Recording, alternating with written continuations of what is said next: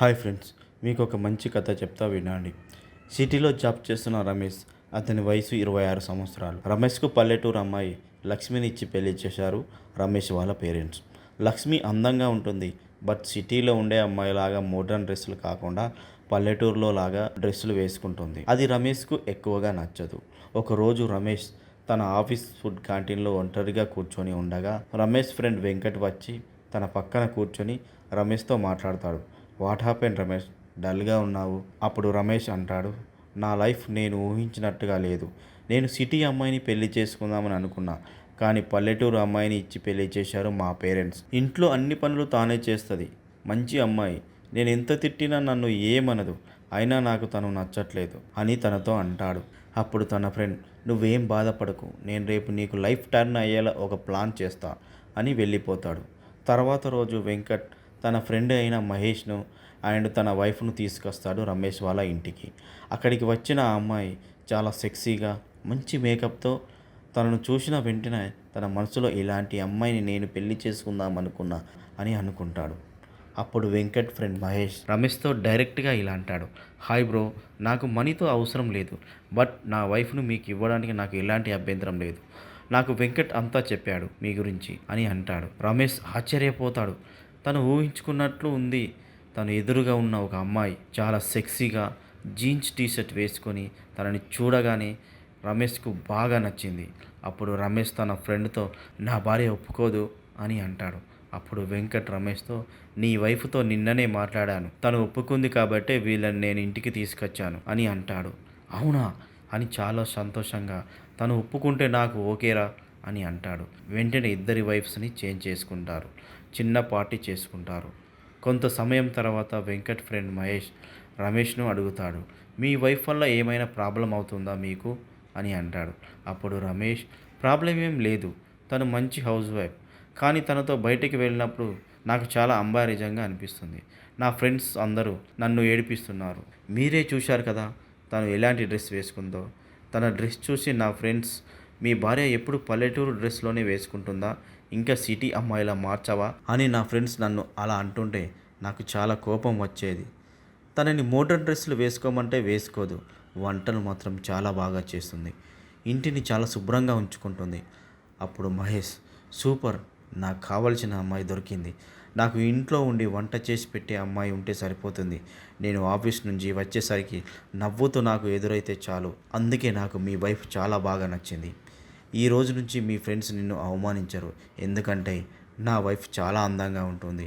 మీ friends నిన్ను చూసి జెలసీగా feel అవుతారు. మీరు తనతో ఎక్కడైనా తిరగచ్చు అనగానే ఇద్దరు నవ్వుకుంటారు. మహేష్ రమేష్ భార్యను తీసుకెళ్ళిపోతాడు. రమేష్ మహేష్ భార్యను తన ఇంట్లోనే ఉంచుకుంటాడు. అలా కొన్ని రోజులు హ్యాపీ డేస్గా జరిగాక ఒకరోజు రమేష్ ఆఫీస్ నుంచి కొంచెం లేటుగా ఇంటికి వస్తాడు. అప్పుడు తలుపు తెరిచి లోపలికి వచ్చాక ఎదురుగా తన కొత్త భార్యను చూసి ఆశ్చర్యపోతాడు. తను ఒక సోఫా మీద కూర్చుంది. ఎదురుగా ఒక టేబుల్ ఉంటుంది.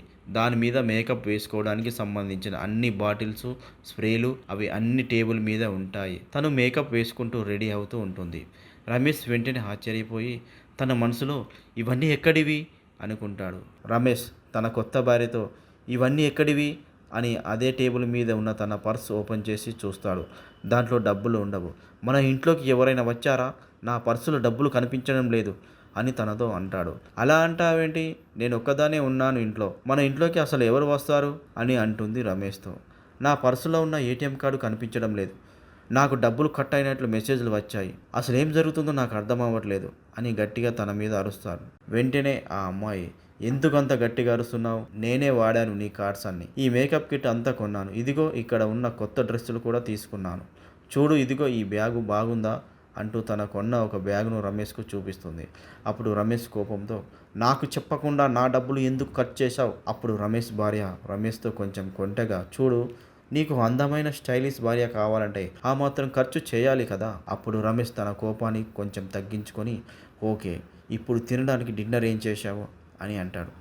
అప్పుడు తన భార్య, అసలు నాకు వంట చేయడం రాదు, నాకు కూడా చాలా ఆకలిగా ఉంది, ఏదైనా ఆన్లైన్లో ఆర్డర్ పెట్టు, ఇద్దరం తిన్నాక ఎటైనా బయటికి వెళ్దాం. అప్పటికే చాలా అలసిపోయి వచ్చిన రమేష్ తనతో, నువ్వు వంట చేయడం నేర్చుకోవాలి అని అంటాడు. అప్పుడు తను, వంట చేయడం నేనెందుకు నేర్చుకుంటాను, నాకు అలాంటి అవసరమే లేదు అని అంటుంది. అప్పుడు రమేష్, నువ్వు కేవలం నీ గురించి ఆలోచించుకుంటున్నావు, నా గురించి ఆలోచించట్లేదు అని కోపంగా అంటాడు. అప్పుడు తన భార్య, నీకు నీ వైఫ్ ఎలా ఉండాలో అలా ఉన్నాను కదా, ఇప్పుడు ప్రాబ్లం ఏంటి నీకు అని అంటుంది.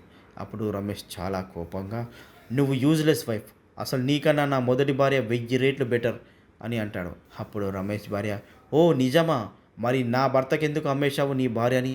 నువ్వు ఊహించుకున్నట్టు నీ భార్య ఎలా ఉండాలో నేను అలా ఉన్నాను కదా, ఇప్పుడేంటి ప్రాబ్లం చేస్తున్నావు? పాతలాగా ఇప్పుడు నీ ఫ్రెండ్స్ నిన్ను చూసి నవ్వట్లేదు, పైగా నన్ను చూసి జెల్సీగా ఫీల్ అవుతున్నారు, పైగా నీ ఫ్రెండ్లోని ఒక అతను నాకు లైన్ వేస్తున్నాడు తెలుసా అని అంటుంది. రమేష్కు విపరీతంగా కోపం వస్తుంది. ఆ కోపంలో కళ్ళు గట్టిగా మూసుకుంటాడు. అప్పుడు తన మొదటి భార్య గుర్తుకు వస్తుంది. తను నైట్ రాగానే డిన్నర్ రెడీ చేయడం, మార్నింగ్ ఆఫీస్కి వెళ్ళేటప్పుడు టిఫిన్ బాక్స్ ఇవ్వడం, ఇల్లు అంతా శుభ్రంగా ఉంచుకోవడం అవన్నీ గుర్తుకు వస్తాయి. వెంటనే తనతో, నా భార్యని ఎక్కడికి తీసుకెళ్ళాడు నీ భర్త అని అంటాడు.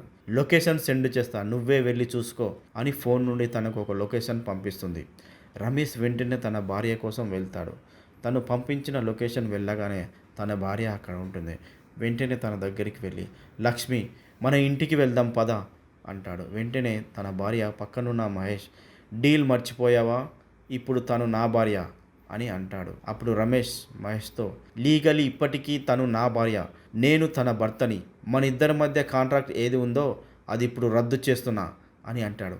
అప్పుడు మహేష్ అంటాడు, తను నీతో హ్యాపీగా లేదు, తను నాతోనే చాలా హ్యాపీగా ఉంది, నీకు నమ్మకం లేకుంటే నీ భార్యని అడుగు. అప్పుడు వెంటనే రమేష్ తన భార్యతో, లక్ష్మి, నన్ను క్షమించు, నేను చాలా పెద్ద తప్పు చేశాను, నేను నిన్ను అర్థం చేసుకోలేకపోయాను, నువ్వు నన్ను ఎంతో బాగా చూసుకున్నావు, అది నేను తెలుసుకోలేకపోయాను, నేను నిన్ను ప్రతిసారి ఏదో ఒకటి అంటూ వచ్చాను, ప్లీజ్ నన్ను క్షమించు, నాకు నువ్వు కావాలి, ప్రపంచంలో గొప్ప భార్యవు నువ్వే. అప్పుడు తన భార్య చిన్న దుఃఖంతో, నువ్వు నన్ను ఎప్పటికీ అర్థం చేసుకోలేవు అనుకున్నాను, వీళ్ళిద్దరూ నా ఫ్రెండ్స్, వాళ్లకు నా బాధ చెప్పుకున్నప్పుడు వాళ్ళు నాకు హెల్ప్ చేస్తా అని చెప్పారు, నీలో మార్పు తెప్పిస్తానని వీళ్ళు నాతో ప్రామిస్ చేశారు, నీ ఫ్రెండ్ వెంకట్తో మాట్లాడి తనతో కూడా ఒప్పించారు, నువ్వు నన్ను పని మనిషి కంటే హీనంగా చూశావు అని అనగానే రమేష్ తనతో, లక్ష్మి ప్లీజ్, ఇంకెప్పుడు నేను అలా చెయ్యను. అప్పుడు రమేష్ భార్య, నేను ఎప్పటికీ ఎవరి సర్వెంట్ కాదు, నా ఫ్రెండ్స్ పెట్టిన రెస్టారెంట్లో నేను చెఫ్గా పనిచేస్తున్నాను, నా కాళ్ళ మీద నేను నిల్చున్నాను. అప్పుడు రమేష్, నీకు నచ్చినట్లు నీ లైఫ్ చూసుకో, బట్ నన్ను క్షమించు ప్లీజ్, ఒక్క ఛాన్స్ ఇవ్వు, ఇంకోసారి నిన్ను ఎప్పుడు హార్ట్ చేయను, ప్లీజ్ మళ్ళీ నువ్వు నా లైఫ్లోకి రా అని తన కాళ్ళ మీద పడతాడు. వెంటనే లక్ష్మి, వద్దండి, అంత పని చేయకండి, నేను ఇప్పుడు అన్నీ మర్చిపోయాను, నీలో మార్పు తీసుకురావడానికి ఈ పని చేశాం అని ఇద్దరు హగ్ చేసుకుంటారు.